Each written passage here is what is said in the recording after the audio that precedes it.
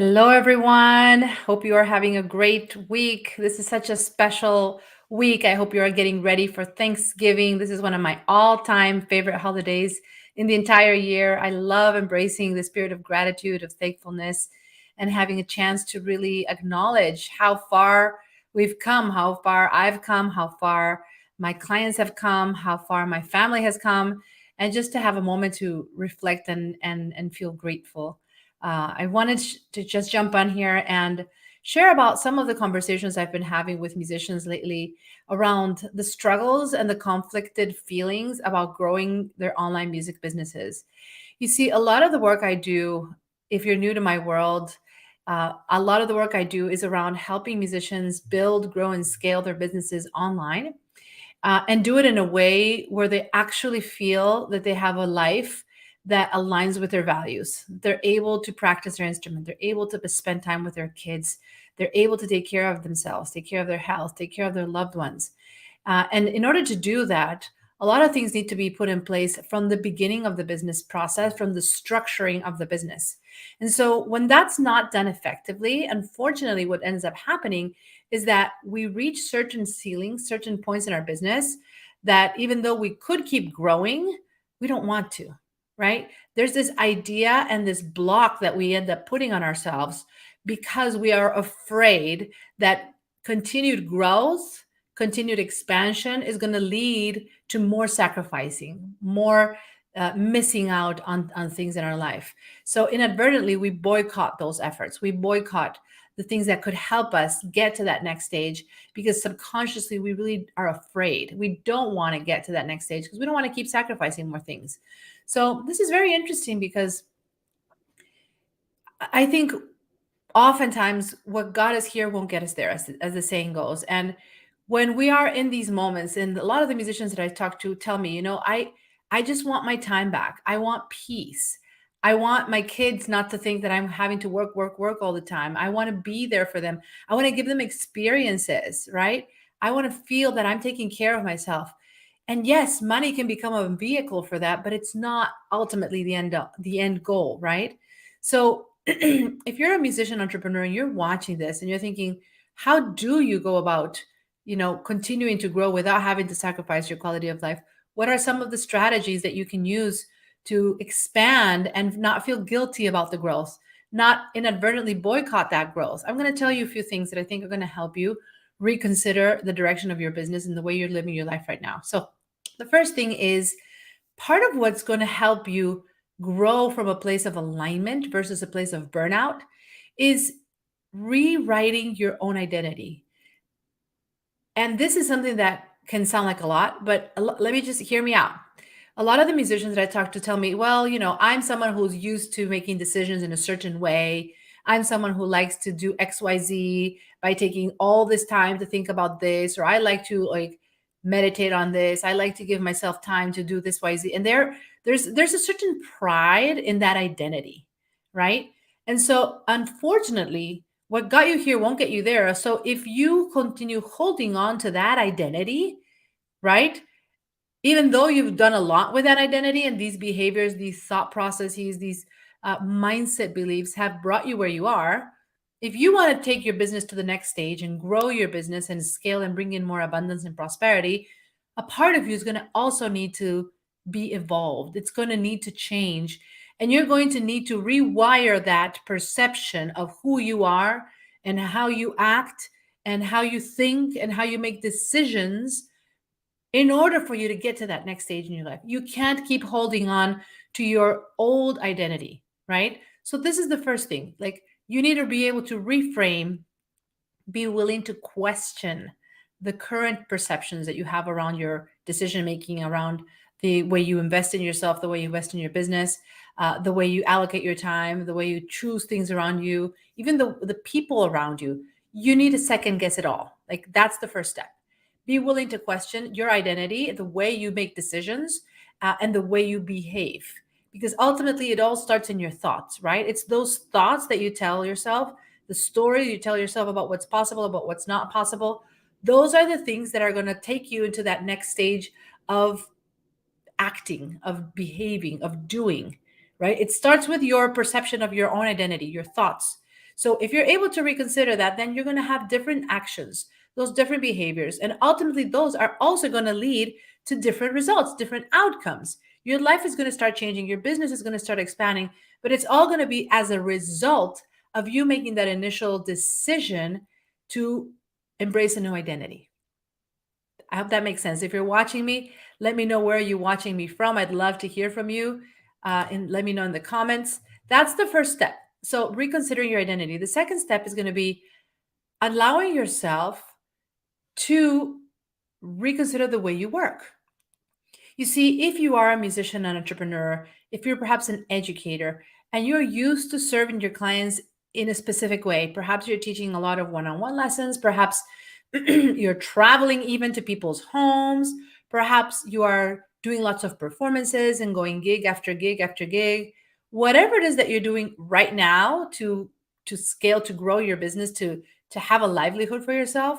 In order for you to scale in a different way and not feel that you're having to add more students or add more effort to the way you're working, your model is going to need to shift. The way you do business is going to need to evolve. And it doesn't mean you're going to have to break everything down and start it all from scratch. But we're talking about simply you deciding to reconsider the way you help people. Are there potentially other ways that you can reframe your offers? Are there ways that you could restructure the way you serve? Do you really need to meet face to face with every single client once a week, every week? Or are there potentially other ways that you could still get them the results that they need and potentially better results, but not needing you to be there all the time in front of them, right? Are there opportunities to revise, re-engineer your existing business model, your offers, your services, right? So making an audit of how do you serve your clients right now? What does that look like? And would there be ways in which you could, number one, potentially have alternative methods for delivery, use online learning platforms, use asynchronous instruction, meaning not having to be with you all the time face to face, perhaps a community, a way for people to ask questions around that don't need you to be there live all the time. Could you potentially have some additional resources, bonus resources? Could you bring in guest speakers to supplement the work you do? I don't know, many alternatives that could expand the results for your clients without it needing to be always depending on you, right? So re-engineer your existing model and look at opportunities to creating more leverage. And the third thing is going to be really you giving yourself permission to not feel that everything needs to be perfect and ready all the time. This is one of the things that stops musicians the most in this process. It's like you want to do new things, you want to create new things, but there's this feeling of imposter syndrome, the good old imposter syndrome, that stops musicians from really jumping in because you feel that things need to be 100% vetted, 100% ready, that everything needs to be like set and done before you can actually take action on things. And that, I can't tell you how detrimental that is from momentum. Once you start taking action, once you build that initial proof of concept, even if it's not perfect, you're going to find that you're going to be more prone to continuing to take action, even if it's not perfect, right? So having mercy on yourself, being graceful with yourself, not holding yourself up to a standard that may feel impossible to reach, and that unless you get to that place of readiness, whatever ready will look like for you, you're not willing to take action. But actually embracing, again, your values, embracing your authority, acknowledging that you are indeed like truly remarkable. If you're watching this, if you're in my community, you are amazing. I just want you to know that you have so much to offer, right? And this is a fact. I actually said that to someone the other day. We were having a conversation and I was like, wow, like you've got all these skill sets. This is your story. I really love learning about what you do. You have so much to offer.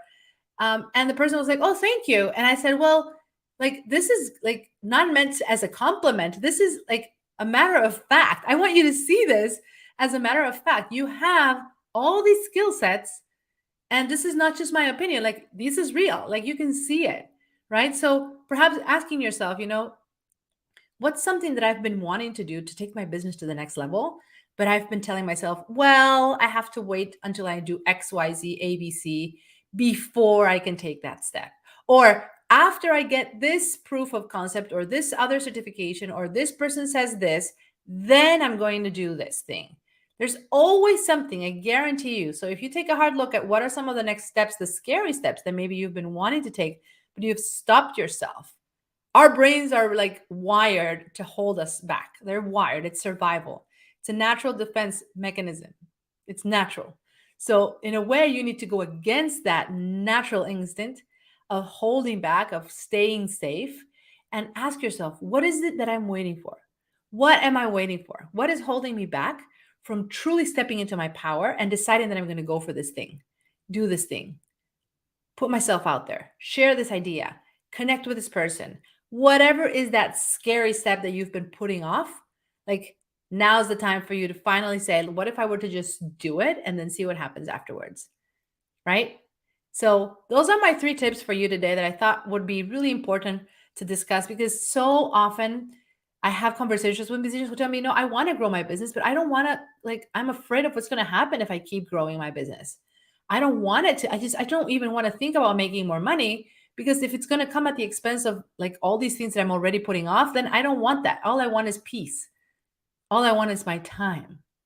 All I want is my quality of life. And I'm here to tell you that one doesn't have to be exclusive from the other. You can actually get it all.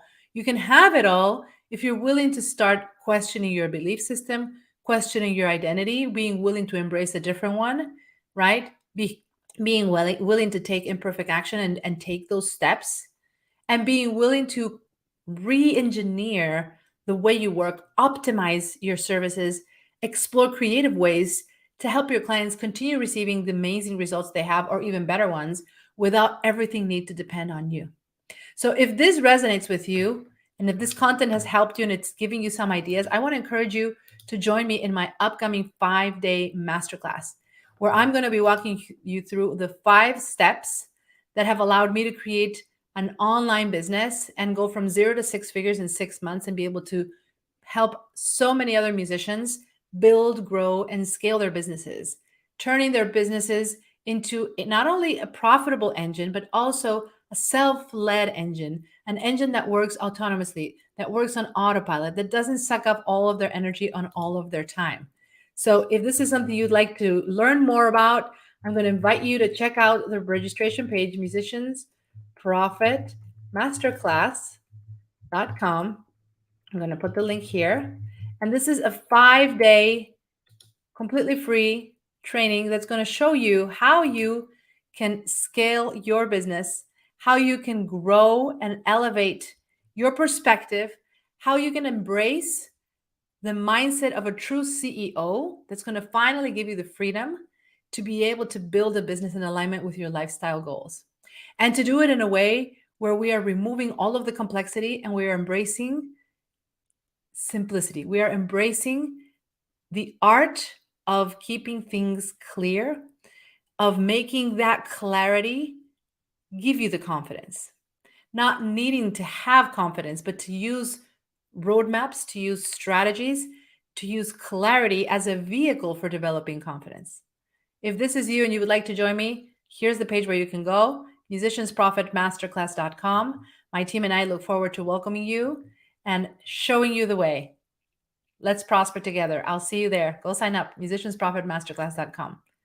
Take care. Have a happy Thanksgiving holiday, everyone.